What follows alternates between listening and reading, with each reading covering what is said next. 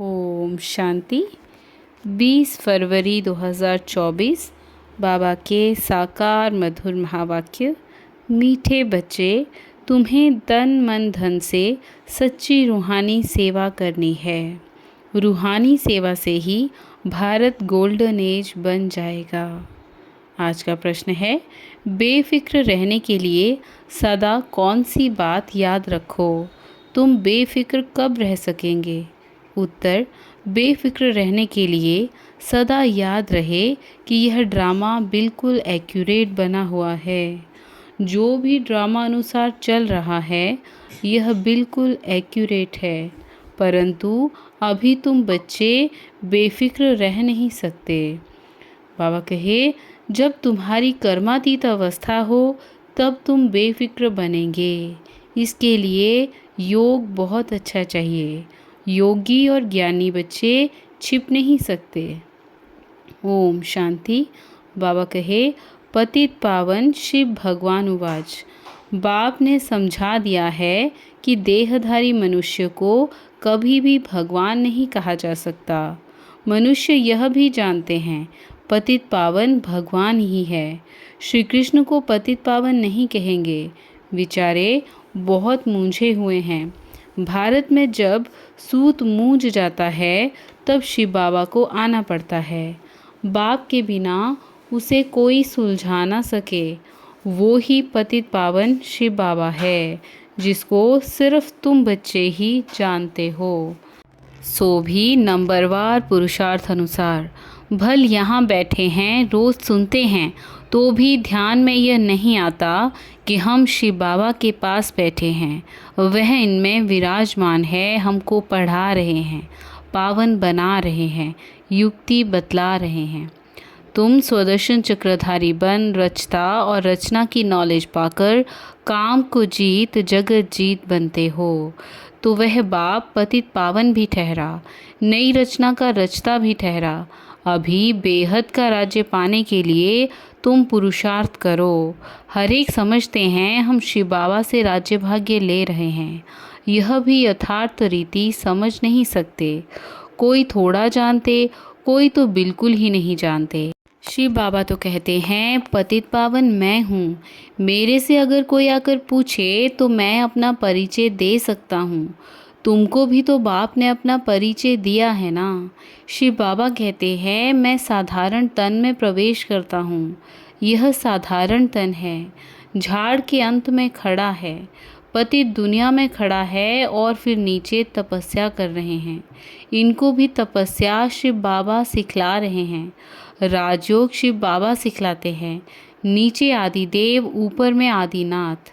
तुम बच्चे समझा सकते हो हम ब्राह्मण शिव बाबा की संतान हैं। तुम भी शिव बाबा के बच्चे हो, परंतु जानते नहीं हो। भगवान एक है, बाकी सब ब्रदर्स हैं। बाप कहते हैं मैं अपने बच्चों को ही पढ़ाता हूँ। जो मुझे पहचानते हैं उन्हों को ही पढ़ाकर देवता बनाता हूँ। भारत ही स्वर्ग था, अब नरक है। जो काम को जीतेगा वही जगतजीत बनेगा। मैं गोल्डन वर्ल्ड की स्थापना कर रहा हूँ।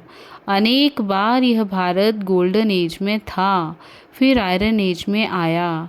यह कोई भी जानते नहीं।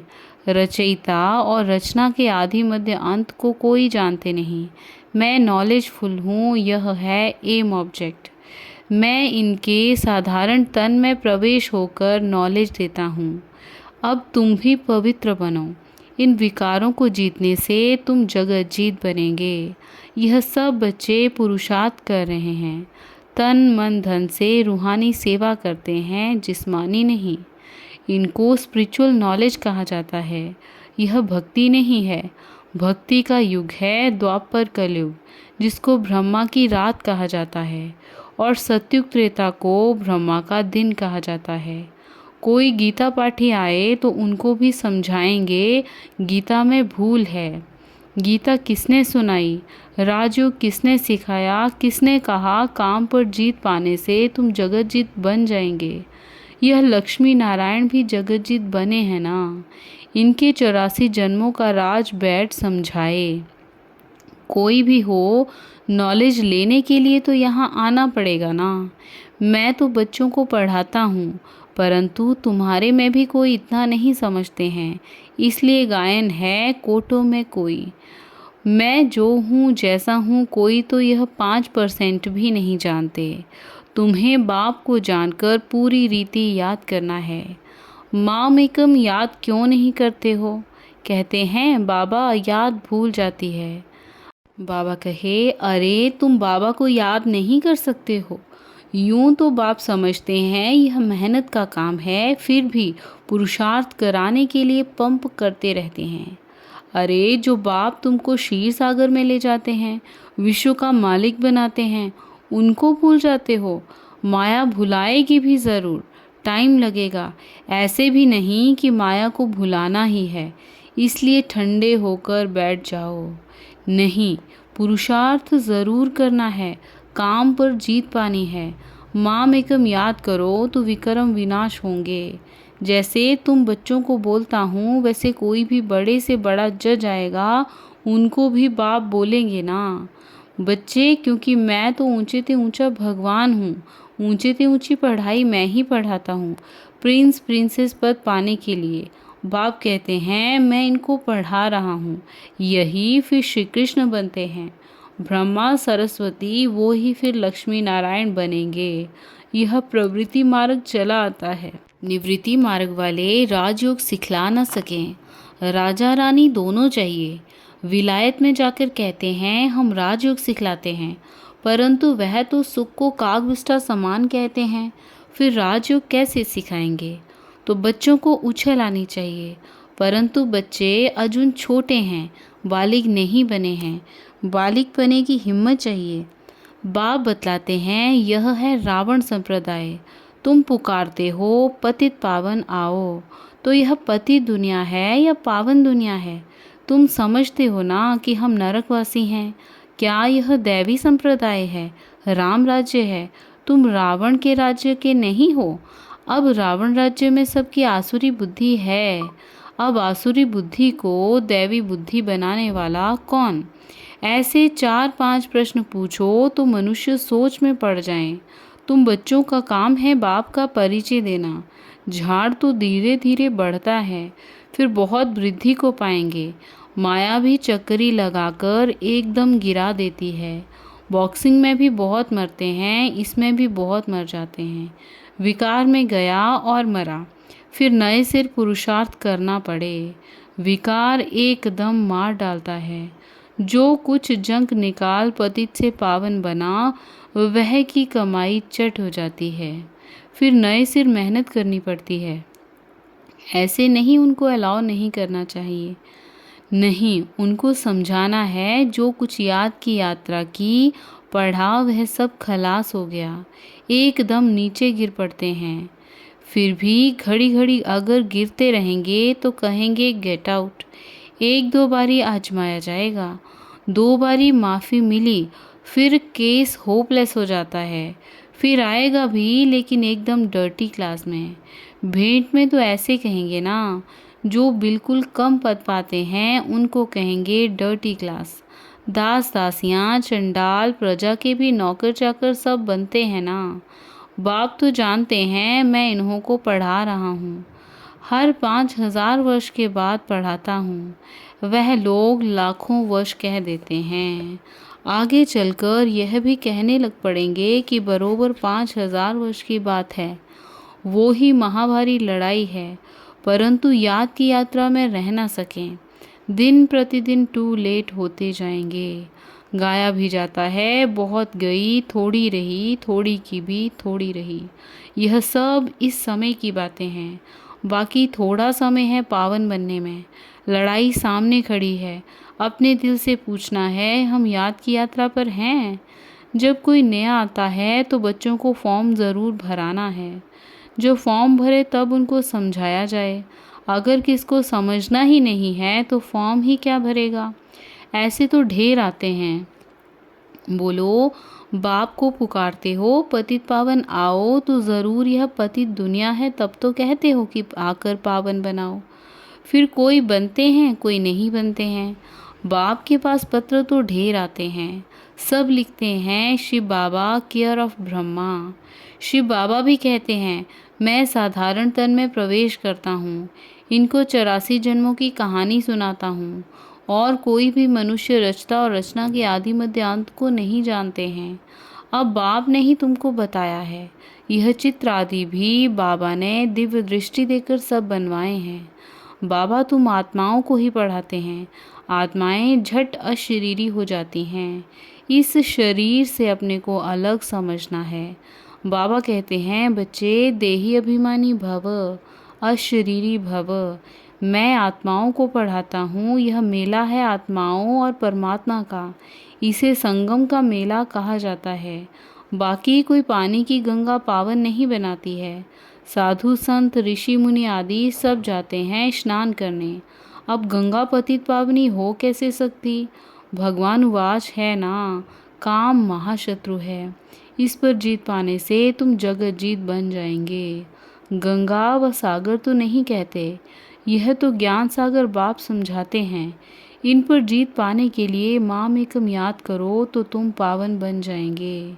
दैवी गुण धारण करो, किसी को दुख मत दो। पहला नंबर दुख है काम कटारी चलाना। यही आदि मध्य अंत दुख देने वाला है। सतयुग में यह होता नहीं। वह है पावन दुनिया, वहाँ कोई पतित रहता ही नहीं। जैसे तुम योग बल से राज्य लेते हो, वैसे वहाँ योग बल से बच्चा पैदा होता है। रावण राज्य ही नहीं, तुम लोग रावण को जलाते हो, पता ही नहीं पड़ता कि कब से जलाते आए हो। राम राज्य में रावण होता ही नहीं। यह बड़ी समझने की बातें हैं जो बाप बैठ समझाते हैं। समझाते तो बहुत अच्छा है, परंतु कल्प कल्प जो जितना पढ़े हैं उतना ही पढ़ते हैं। पुरुषार्थ से सारा मालूम पड़ जाता है। स्थूल सेवा के भी सब्जेक्ट है। मनसा नहीं तो वाचा कर्मणा। वाचा तो बहुत सहज है, पहले है मनसा अर्थात मन मना भव। याद की यात्रा में रहना है। अपने को आत्मा समझ बाप को याद करना है, बाप से शिक्षा लेनी है। बहुत हैं जो बाप को याद नहीं कर सकते। ऐसे नहीं कहेंगे कि ज्ञान को याद नहीं कर सकते, माम एकम याद नहीं कर सकते। याद नहीं करेंगे तो ताकत कैसे मिलेगी? बाप सर्वशक्तिमान है, उनको याद करने से ही शक्ति आएगी। इसको ही जौहर कहा जाता है। कर्मणा भी कोई अच्छी करे तो पद मिले, कर्मणा भी नहीं करते तो फिर पद क्या मिलेगा? सब्जेक्ट होती है ना। यह है गुप्त समझने की बातें। वो लोग योग योग कहते रहते हैं, परंतु समझते नहीं कि योग से तुम विश्व की बादशाही लेते हो। योग बल से ही वहाँ बच्चा पैदा होता है। यह भी किसको पता नहीं है। तुमको समझाया जाता है, फिर भी आधा कल्प के बाद तुम माया के मुरीद माना चेला बन जाते हो। फिर माया तुमको अभी भी नहीं छोड़ती है। अब तुमको शिव बाबा के मुरीद बना है, कोई भी देहधारियों का मुरीद नहीं बना है। बहन भाई भी अब कहा जाता है पवित्र बनने के लिए। फिर तो इससे भी ऊपर जाना है, भाई भाई समझना है। भाई बहन की दृष्टि भी नहीं। ड्रामा अनुसार जो कुछ चलता है बिल्कुल एक्यूरेट। ड्रामा बहुत एक्यूरेट है। बाप तो बेफिक्र है, इनको तो फिक्र ज़रूर रहेगा। फिक्र तब रहेंगे जब कर्मातीत अवस्था होगी, तब तक कुछ ना कुछ होता जाता है। योग अच्छा चाहिए। योग के लिए बाबा अब जोर देते हैं। इसके लिए कहते हैं घड़ी घड़ी भूल जाते हैं। बाप उल्हना देते हैं। जो बाप तुमको इतना अच्छा ज्ञान देते हैं उनको तुम भूल जाते हो। बाप जानते हैं किसमें ज्ञान है किसमें नहीं है। ज्ञानी कभी छिपा नहीं रहेगा, वह झट सर्विस का सबूत देगा। तो यह सब समझने की बातें हैं।